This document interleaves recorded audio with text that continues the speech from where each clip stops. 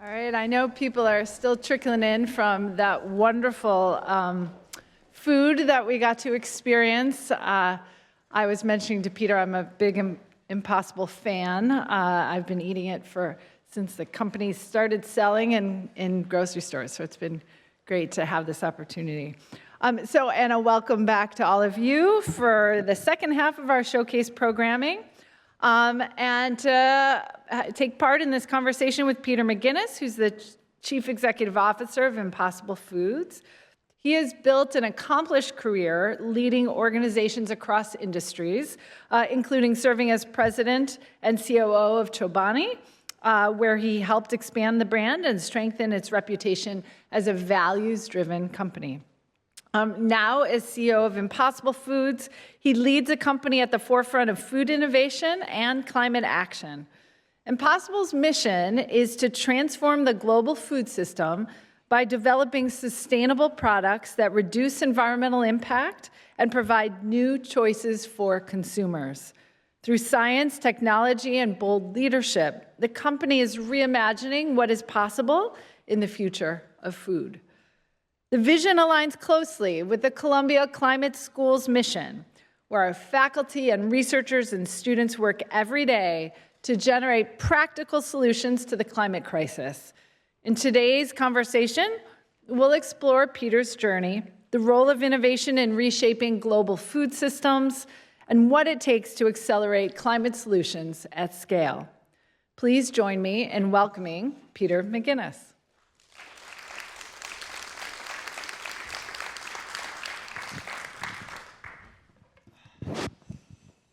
All right, you ready for this? Yes. All right, we're going to have some fun here.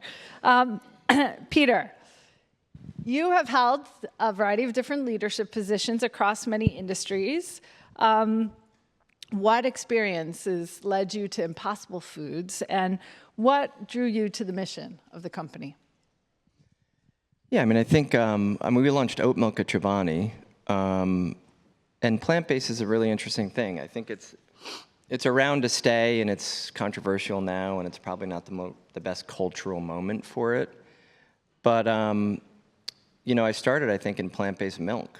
We had done plant-based creamers at Chobani as a dairy company, which is pretty interesting. Yeah.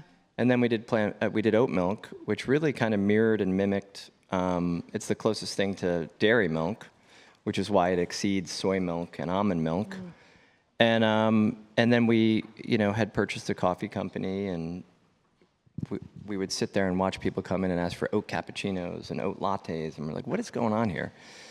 And so I was intrigued by plant-based. Also, I got older, so I ate less and less red meat and was kind of a little more conscious of what I ate. And then it was in COVID, my daughter, who's somewhere in here, was tricking me with Impossible chicken nuggets that she got at Bear Burger. And I was just knocking them back on Zooms. And I had no idea. I was just like ravenous and bored and just, I didn't eat as many as Joey Chestnut did 2 weeks ago. He did like 222, by the way, nine innings. Wow. It's kind of weird, but, and they are good, but I think the most I ever did was like 15 on a Zoom. And so he shattered my record. But and then I was like, have a competition arising. Yeah, and then I was like, wow, I can't even believe this is plant-based. It's just the quality has gotten so much better. And by the way, you're talking zero cholesterol, you're talking a full day's supply of fiber, which animal meat doesn't have. And then also you're talking, it's an excellent source of protein. And it tastes delicious. So it's kind of like, why not, in a way, if you think about it. And so I was super intrigued. And then I had been at Chobani for 11 years, and they called me and said, hey, would you like to run Impossible? We're going through some difficult times. You'll have to navigate. They didn't tell me how difficult. They never do. They never do. We'd like you to try to steer us through this and come out better and bigger, at the back end. And I said, yeah, I think it would be my honor. I'd love to. I think the world needs plant-based options. The world needs an Impossible. And the sector is kind of suppressed and depressed, and there's a lot of these companies going out of business. So I said, I'll take a crack at it. Great. And really, I think what's interesting about Impossible, it's really intertwined with tackling this global challenge of climate change. Can you talk about that connection to transforming the global food system and what Impossible is trying to do? And really, how is that different maybe? What's the impact when we look 5 to 10 years from now, and what's Impossible doing 5 to 10 years from now? Yeah, I mean, so obviously the products are inherently sustainable. So, companies have sustainability departments. Boeing has a sustainability department because its products are not inherently sustainable. And they're doing good work, and they need to do better work. So we don't have a department. We have a company. Right. Who sustainability runs through its veins.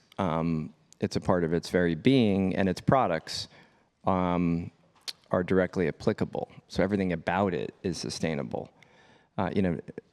Our food has, uses 95% less water, 93% less land. It's like 96% less GHG. So it's a way of business, it's a way of life for us, which is different, And look, I think the food system's broken, but it's been politicized, it's very partisan. So it's very, very tricky. And so we're just trying to put good options out there for people to enjoy. And also how you market, it's very difficult. It's very tricky. And if you lead with climate, and I'm sitting here at the climate school, and it's sad to say, just not enough people care about it. And that's upon us to change. It's on us to change. And so if you want a big business and you want to get as many people to try your product, you want to have the widest aperture possible. So we're kind of centering around delicious and nutritious. It's good for you. It tastes good. It's good for you. We will get to good for the planet if you're interested, lower funnel, and you're a little bit more enlightened. But in the end of the day, it's food, and people think it's kind of a warm beer, cold shower, alternative compromise. So you got to lead with delicious, right? And when you start talking about climate, it's not really exciting your taste buds. And then they were a food company, and we need to sell more of the food, and the more of the food's consumed, the more the mission's realized. So we learn there. And so, what you lead with in terms of marketing and positioning, it's very critical. How you talk to people. So we also learned, and, these people remain nameless, but there are people before me, that vilified meat eaters, insulted meat eaters, were against meat eaters. And you don't launch a brand against something. You sustainably, you launch it for something. You have to be for something. And, so we need to invite meat eaters, not insult meat eaters, because it only works if we get meat eaters to try our products and incorporate them into your diet, because that's the $1.4 trillion addressable market. And that's the only way that, if you're not displacing the animal, then you're not saving any water, any land, any animals, and avoiding any GHG. It's not that I don't like vegans or vegetarians, but that's just stealing share from our competitors. That's not advancing the mission. Of course, we need them. We like to rally our base, but that's not the opportunity. Right. So how do you get meat eaters who are happy eating meat, who have eaten meat forever and ever and ever, to eat plant-based meat? It's an unbelievable challenge. It's a communication challenge. It's a positioning challenge. It's a tone challenge. You certainly don't insult them. Don't judge them. They get really pissed off. And so we've been wrestling with that messaging, to be honest with you. Interesting. This is a massive communication challenge. Absolutely. And the way it's communicated can be off-putting. It can be a turn on or a turn off. Yeah. It can be partisan or political, or it can be inclusive. So it's really, really important to get all of that right. And we screwed it up. So we're still kind of dialing it in and doing the dance. It's not too dissimilar from the challenges I know everybody in the room sort of faces when we start talking about the benefits of renewable technologies, right? Or ways that we're going to help sort of reduce carbon emissions. And what I've taken to is a focus on how doing all of these things actually leads to improving the quality of life, right? And the humans get to have energy prosperity, and when we take advantage of solar and other low-cost opportunities in front of us. So I like the connection there of this is an option for eaters, Sure. right? And how, we like variety in food. So why not have this as a choice? Yeah, I mean, look, I think, this flexitarian thing is real. I mean, there's self-acclaimed flexitarians, about 120 million. Vegans are 1% of the population, vegetarians are about 6%, so that gets you about 7%. And flexitarians are anywhere between 30 and 40% of, and what does that mean? That means you're open to eating plant-based options. And it probably means when you go in your refrigerator, you probably have oat milk and dairy milk. Right. I've seen that a million times. We do lots of Right. primary research. Right. And you can toggle back and forth, depending on the use case, the day, the week, the month, whatever. And, you could have impossible meat and you could have animal meat in there. And I think that's probably more realistic. It's not a binary thing. It's not a black and white thing. You can't just go to everyone and say, you need to immediately stop eating meat or else, right? It's going to be a progression. And I think that was another big learning, right? And you can't, these are habits that are ingrained in people's lives for hundreds of years. Right. So, there was some people who thought the animal agriculture business would be dead in 2027. Again, we remain nameless. It's insanity. It's $1.4 trillion. It's not going away in 2 years or 3 years. It's just It's such an important part of our culture and many cultures. Yeah, and so that's unrealistic. So it's okay. So then what do we do about it? We chip away at it. Right. And if we can get, the average American eats 5 burgers a month. If one of them became impossible, the world would be a better place. By the way, we grow at 75% a year for the next 5 years. I would love that. And so, and then it's part of their regimen, and it's part of their habit, and it's just a gradual thing, right? Right. No, and that takes patience. It takes some nuance in terms of messaging, and it doesn't take a sledgehammer or judgment. And I think we learned that the hard way. I learned that the hard way. I was starting to tell you before. Picking off the pepperonis. Yeah, so being a vegetarian myself and trying to bring up my kids as vegetarian, I was the mom at the birthday parties picking the pepperonis off of the pizza for my kids. And then I decided it wasn't worth it. That wasn't a good look. It wasn't a good look. And so we became vegetarians at home. And that's what we did. And then the kids, when they're now grown in college, when they were out and about, they made their own choices. So, so I think the flexitarian approach makes a lot of sense. Yeah. To be sort of in this business though, there's a lot of innovation, right? People, I'm sure, have wild ideas about what you should be doing at the company, either internal to the company or external to the company. How does innovation play a role? The food science, the R&D part, and how important is that innovation piece to the decisions you're making? It's really hard to make a chicken nugget taste like an animal chicken nugget. Is it? It is. It is. And by the way, it takes a lot of ingredients, which is then the meat industry calling us processed, which is a whole nother thing. And it's very difficult to make a burger that bleeds and sizzles and has the sensory and taste of an animal burger. Extremely difficult. And so the R&D department's incredibly talented. Unfortunately, it takes a lot of ingredients to do that, and binders and things that hold the plant together to give it the sensory, right? And you need the sensory because you're asking someone to replace an animal burger with a plant-based burger. So if it doesn't look it, smell it, taste it, they're not going to do it. It's going to be back to that compromise. And we're all busy and our lives are busy, and people don't. When you start attacking their burger, they get really pissed off. It's like, I've had a crappy week, my boss is a jerk, my kids are a nightmare, I'm just trying to have a burger and a beer, and you're picking on me, and you're making this intellectual debate, leave me alone, I just need to chill out. And so you have to be very careful how you package, position it, message it, but also how you make it. And so there's veggie burgers, which don't masquerade as an animal burger, and they are what they are. Impossible is in the meat alternative business.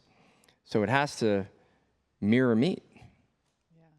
Incredibly difficult to make and costly, which is a byproduct of that. The more ingredients you're using, the higher your COGS are, your cost of goods, the lower your margins are, and that becomes a self-fulfilling prophecy. So it's very difficult. to do. But yeah, I mean, I've been pressured to do all sorts of crazy stuff, pepperoni, and which is hard to do. Deli meat, I'm like, that sounds a little gross to me. Salmon bites, tuna chunks. I was like, let's get the burger better first. Okay. Because we don't have endless. Fair. The other thing is we're not some massive global company. So you have to be very careful with your resources, both money and people. And so I said, let's get Burger 7. We're not going iPhone 17, but like Burger 7. Each version, we're taking a little cost out. We're making the taste and texture a little bit better. We're taking some ingredients out of it to simplify it. And I probably see another couple generations on that. Okay. But yeah, we launched a whole chicken portfolio. Right. We're probably going to launch bacon soon. We launched a hot dog, which is damn good. Ironically, Joey Chestnut ate the nuggets, not the hot dog. But and so there'll be a little bit more innovation, but there'll be some renovation to make the food better, continuously better. And we have to bring cost out of it so we can be. You can't have a sustainable mission without a sustainable business. And a lot of these plant-based companies are not sustainable businesses yet. And that's a big problem. So we need them to be more financially healthy so they stay around. Right. But we have chicken, beef, pork, breakfast, lunch, dinner. We have over 55 SKUs. So I don't see us doing tons more. Okay. Just at this continuing to refine. What we need to do now is get it distributed, get the awareness up, get the acceptance up, get the household penetration up. All that food stuff, which is an interesting thing too, because they also positioned all this stuff as tech, right? These are tech companies, which also led to processed. People said you don't need technology. What do you mean you're a tech company? I thought you're a food company. You want me to eat it, or you want me to? What are you talking about? So we got to lose that tech stuff too. That's a double it. So in the end of the day, like we're a food company, so we have to operate. We can innovate like a tech company. We have to operate like a food company. So we have to get it distributed, get people aware of it, get people trialing it. Right. And so there's a ancient playbook. I mean, these old CPG companies do that pretty well. Yeah. We actually have to do some of that boring stuff just to get people to consume it more. Right. And how do you get that feedback? Do you have focus groups? Do you get surveys of customers? How do you get the feedback on how things are tasting?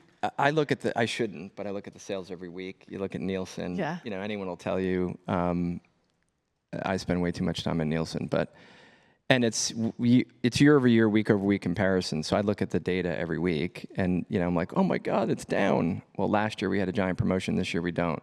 Okay. So there's all these anomalies in the data. You should look at it probably 4 weeks. Right. I should really look at it 13 weeks. But I'm neurotic. But so yeah, we look at all the sales data come in. We do get direct customer feedback because you get Walmart data in, Kroger data in. I don't know what your locals are here. D'Agostino's, Stop and Shops, ShopRite's. We're getting all that data real time because it's just being scanned. So what's selling, what's not selling. Okay. And then sometimes you're at a grocery store and it doesn't sell through and it spoils because shelf life on this is not long either, which is another challenge, right? I had the same thing at Chobani because we didn't use preservatives, so you had a 25-day shelf life. So if it doesn't move, it gets thrown out and you get fined for it. Right. So we're constantly getting different inputs, but we also do brand studies and we do a lot of taste tests, blind taste tests. Okay, I'm happy to volunteer for taste tests. Yeah. You just let me know. What about getting your foods on the shelf across a variety of different markets, making sure that they're accessible and affordable to a wide variety of people coming from different places? And any thoughts on how is Impossible sort of tackling sort of that wide disparity across socioeconomics, across populations, cultures, communities, all of that? Yeah, I mean, look, we started in food service, right? So we went into restaurants. And then we went to broader restaurants. We're Burger King, so you can get one in an Impossible Whopper. We have a sausage sandwich at Starbucks, which is one of their best-selling items. But we're also at IHOP and Applebee's. Okay, great. We were at Cracker Barrel till they changed their logo. I said, forget it, I'm out. Kidding. Yeah. They changed it back, though, right? I know, they changed it back.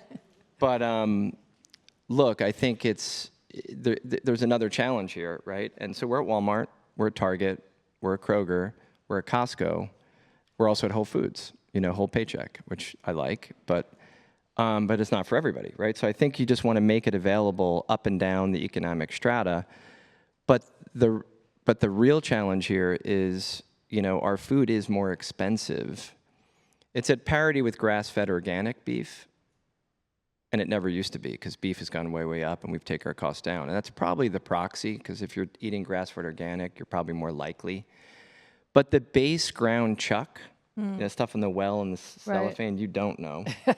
I see it at the stores. We are more expensive than that. Okay.